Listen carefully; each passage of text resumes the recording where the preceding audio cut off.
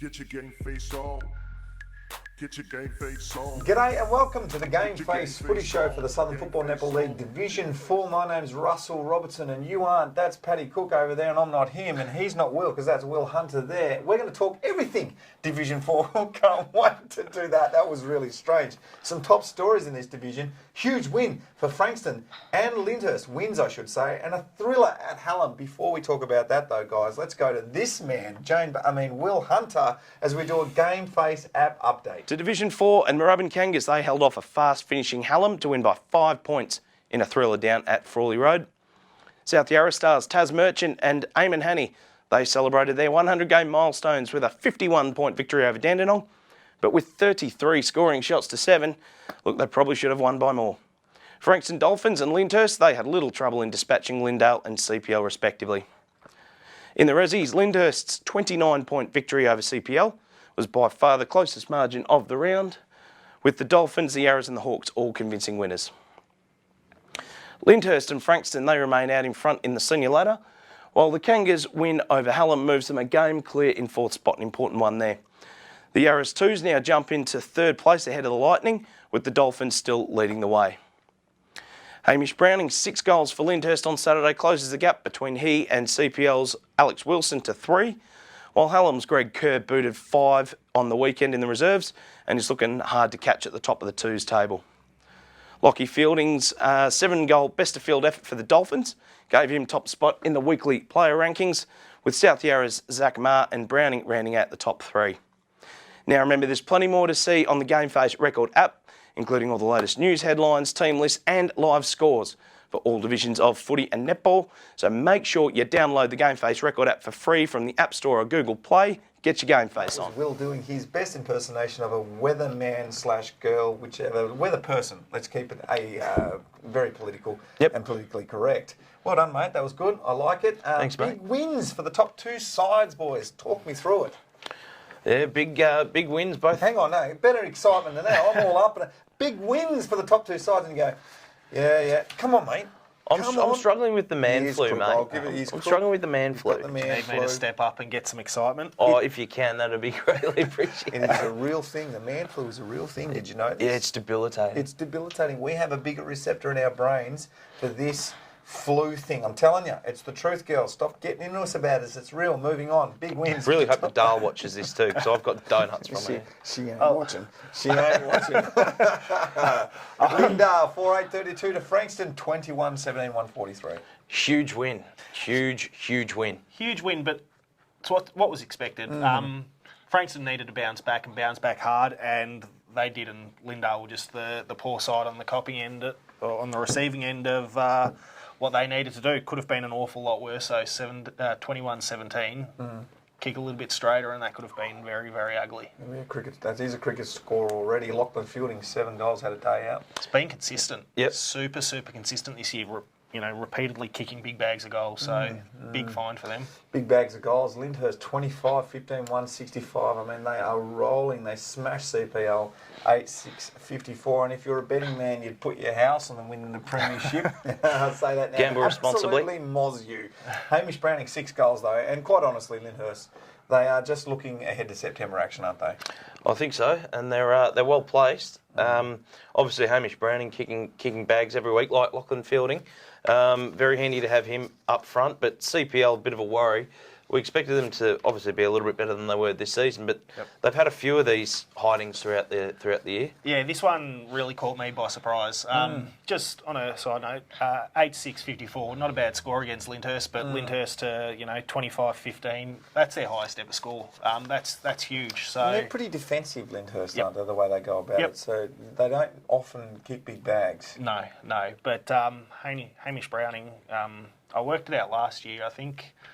They've played, that'll be 8 times now, and he's kicked over 5 goals, I think 7 of those games. So he's a CPL specialist, Hamish, but yeah, they're going very, very well. And if I was CPL, I would have been happy getting 54 points against Lyndhurst, but to concede that's a bit of an issue, and that's a worry.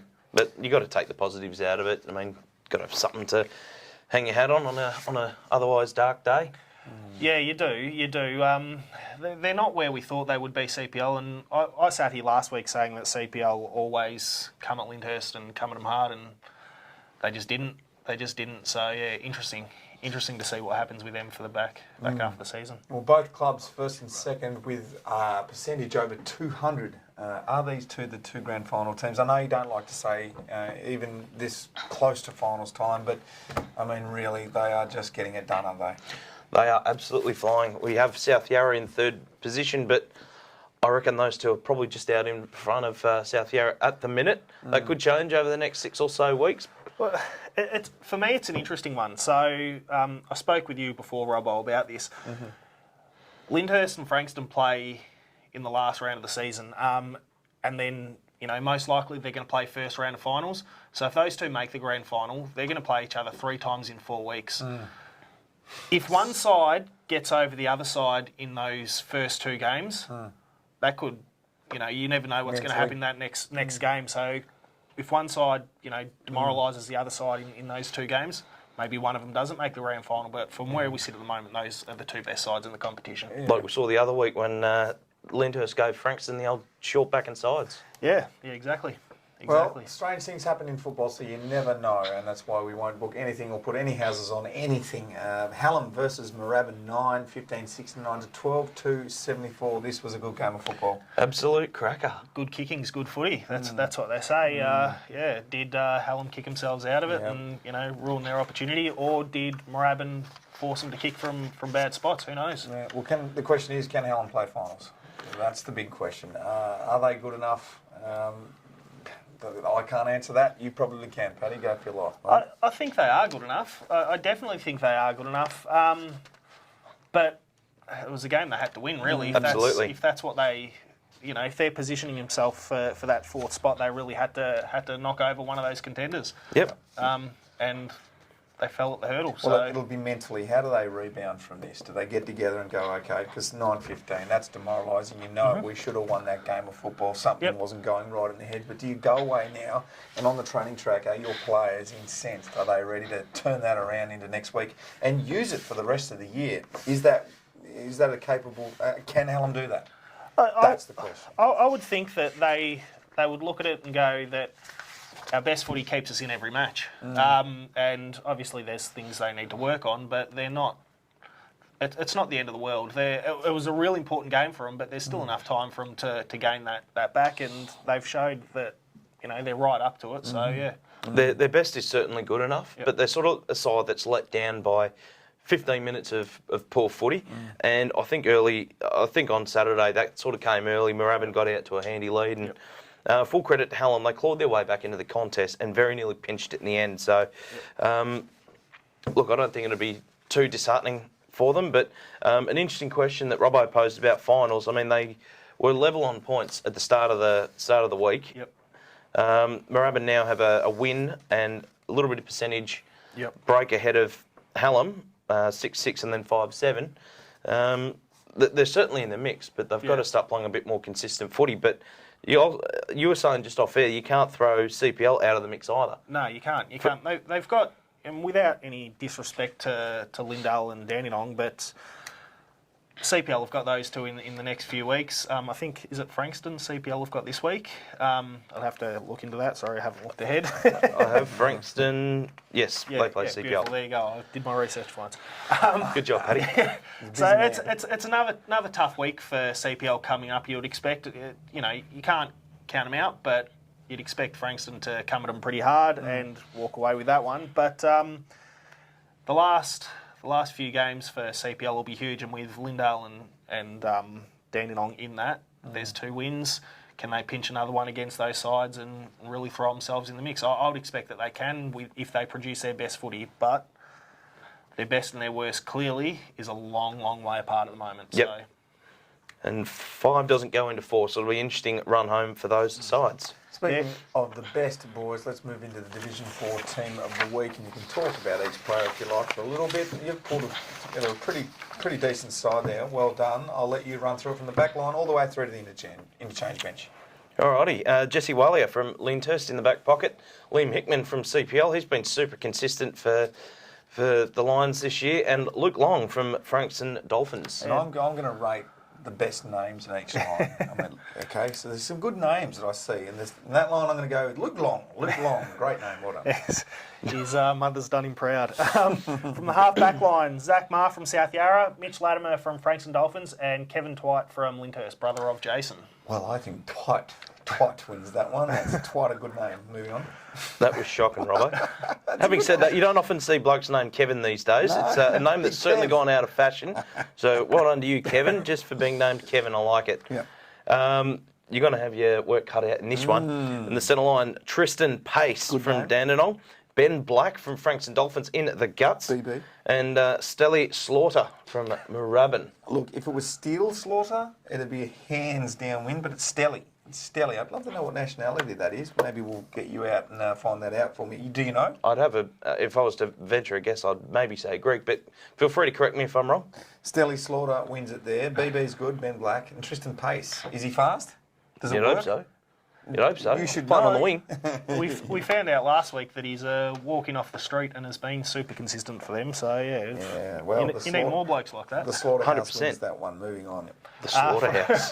From the half-forward line, we've got Justin Isaac from Moorabbin, Josh Kerrigan from Frankston Dolphins, and Corey Wilshire from Lyndhurst, who has been consistent since coming back. I'm going to go with Nancy in that one. Nancy Kerrigan. Moving on. Forward line, full forward line. Brother of Dale. Forward line, Lachlan Fielding from Frankston Dolphins, Hamish Browning, the big fella, steaming out of the goal square, and Eamon Hanney from South Yarra. I'll go with Eamon, the Irishman. Well done. Gotta love the Irish. In the rucks, we've got Rory McIver from Hallam, Dean Mendez from South Yarra, and Jacob Barker from Moorabbin. Oh, jeez, I don't know. Dean Mendez. I'm happy with that. It's pretty good. Mendez? Sounds very, Mexican? Yeah, Spanish. Mexican drug lord. Moving on. Oh boy. What? Let's go. Interchange bench. And I reckon the first bloke there's got it. Corey Cocker from Lyndhurst. Joe, as we will call him. Joey. Michael Robinson from Lyndale. Julian Belfrage, the big sauce from South Yarra. And Dean Webb from Hallam. Oh, big sauce close, but you've got to go with Joe Cocker there from Lyndhurst. Well done. Just with that, Corey Cocker has been a really consistent twos player at Lyndhurst. Kicked 11 goals 2 weeks ago. Wow. Got his chance last week. Came up, played his role, kicked 4 this week. So congratulations, Corey. Really well done. He'd be cock a hoop with that. Hey, getting it done big, Cocker. Well done. Pride round is coming up for a team that's in Division 1. And we've got to talk about it because it's a great initiative from the league. And I speak, of course, of the Sfnl, of which this is a division. In Div 1, the Bentley Football Netball Club.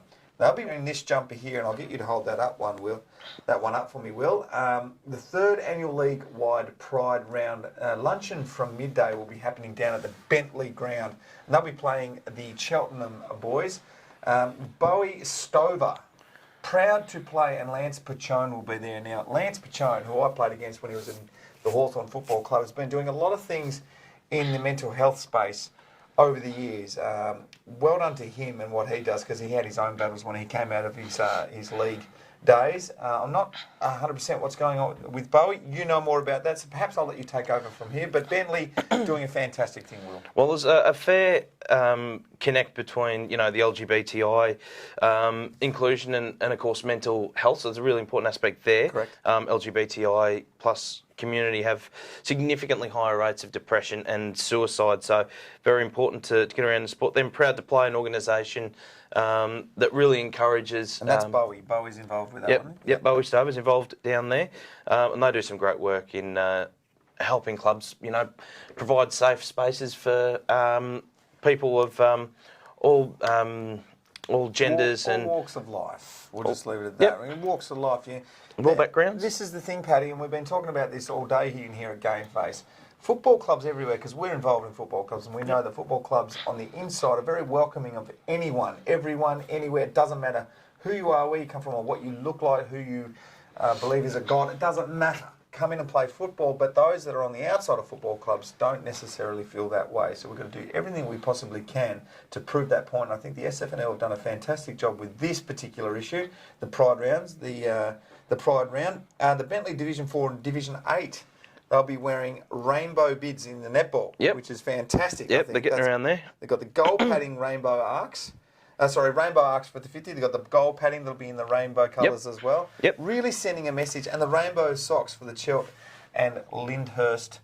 Lyndhurst girls, Netty girls. playing the game after the seniors. Obviously, this is the women's footy jumper that they'll be wearing. The men's looks exactly the same as that. So good to see Chelt and Lyndhurst get on board as well.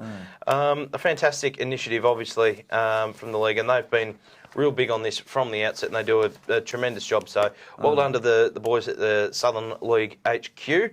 They've been leaders in this aspect, been doing it very well for a number of years.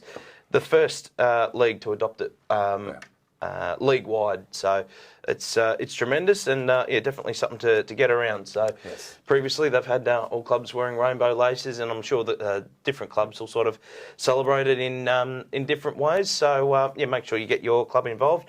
But if you're not doing anything, make sure you head down to Bentley and have a look at the function. That'll be fantastic, and it'll be a good day. The men kicking it off from 1:30 and the women from 4 p.m. 4 p.m. Get down and check out some good football as well. Round 13 fixture, boys. And these jumpers look fantastic too, by the way. They're Had a couple of them over the last couple of years. A couple of clubs have done them, but I reckon that's the best one. This is that the they've actual real deal. One of the. This is one of the girls' jumpers. Yep. Who's wearing that one? Sarah Radlow's wearing that one. Good on you, Sarah. Thanks for. I think she's on the committee down there, and she's a star. So well done to you. Well done. Round 13 fixture. Your tips, boys. Lindale will be taking on the Yarras.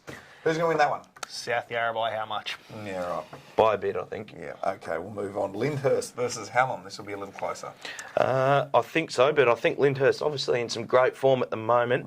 Hallam, we've said that they sort of let themselves down with 10, 15 minutes of poor footy, a quarter of poor footy. If they do that, Lyndhurst will run all over the top of them. Yeah, Lyndhurst will win this, but I don't know. I'm really looking to see something from Hallam here. So They need to fight, and you never know when a team brings fight, they could put it together. Yeah, exactly right. Yeah, scrap, make it ugly. You don't have to make it pretty. You've just got to do what you can, keep yourself in, and they don't necessarily have to win. But if they can build some momentum out of a really strong showing here, who knows what can happen in the back half of the season with them. Yep. Frankston v CPL at home. Frankston by a bit, I think. Losing my voice. Frankston by a bit. CPL not going as we would have hoped, but Frankston, they're one of the sides to beat, and I think they'll do a number on them. I'm in the same boat. Frankston, and they'll win comfortably. CPL their percentage is a fair way off the mark. They're not. Yep. It's not going to matter to them. But what do we have them at? I had it think written they're down. at 78 or something. It's 76%. Yeah, so the percentage isn't going to do them any favours, but they're another one who've just got to be competitive. They don't have to win this one. It would do them a world of good, but put up a show. But I think Frankston's going to be by how much. And not having their skipper Paul Marasha in the side, that hurts too. That's a huge loss for them. That's an absolutely huge loss. So I haven't heard anything on how he's going or to the extent of what it was, but I do hope for his sake and for that club's sake that he is back before the end of the season, because they need him. He's a ripping fella too. So. Yeah, one of the greats. Well said. The last game rounding us out, Moorabbin at home to Dandenong. Moorabbin have a habit of posting really big totals on their home deck, and I reckon they might post a big total here against Dandenong. I'd like to see Dandenong actually kick a few goals themselves, and the improvement that they've shown throughout the season, I reckon they might, but I think Moorabbin will get the points. Be interesting to see how they... what sort of scores get posted though? Yeah, this one will be interesting because, as you said, Moorabbin are a high-scoring side, but they're also not overly defensive, and they can give up big scores. I know we saw in round one when Lindale kicked, I think they scored 89, and Moorabbin still won by 150 points. So Moorabbin will kick big, and I think Dandenong will probably kick a decent score, but it won't be enough. So Moorabbin for me. Could be an interesting spectacle. Yeah, I think I'll actually probably check some of that out this week. So, yeah, it'll be interesting. Good stuff, boys. That's been the show. Thanks for joining us, Paddy Cook, once again. You've been magnificent. Always that, mate. You're welcome. Yeah, absolutely. Pump yourself up. And Will Hunter, mate, get well by next week, because you've been a soldier today. You pushed through. You really have. Man flu. It's debilitating. It's debilitating. All the girls out there, you have no idea. Childbirth, nothing compared Does not compare to Just get out of this before I dig a massive hole. That has been the Sfnl Div 4 Gameface Footy Show. We'll be back next week as we rip apart round 13 and look ahead to round 14. We'll see you then. Get your Gameface on.